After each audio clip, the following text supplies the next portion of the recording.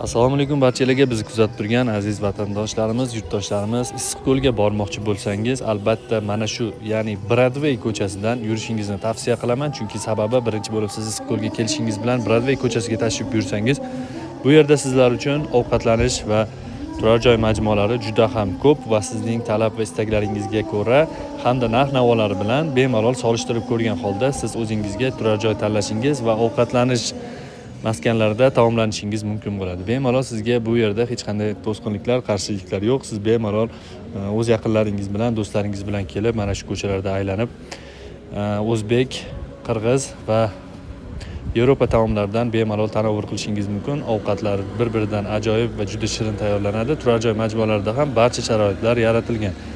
Siz mana shu yerga kelgan holda o'z yaqinlaringiz va do'stlaringiz bilan bemalol hordiq chiqarishingiz mumkin. O'tgan yili kelganimizda bu yerlarda ancha o'zgarishlar bo'lgan o'tgan yilgiga qaraganda, chunki sabab o'tgan yilda bu yerlarda ancha qarovsiz bo'lib qolgan edi. Hozir Issiqko'l sohil bo'ylari va barcha joylar boshidan rekonstruksiya qilingan. Shu qatorda Broadway ko'chasi ham rekonstruksiya qilingan. Ko'rib turganinglardek, hali bitishga tayyor bo'lishga ulgurmay qolgan joylar ham bor, ammo sizlarga xizmat ko'rsatish uchun undan da ko'p bo'lgan joylar mana hozir faoliyat ko'rsatib turibdi.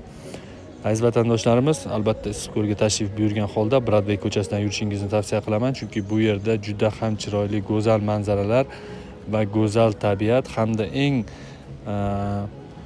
keraklisi bo'lgan toza havo sizlarni bahramand qiladi.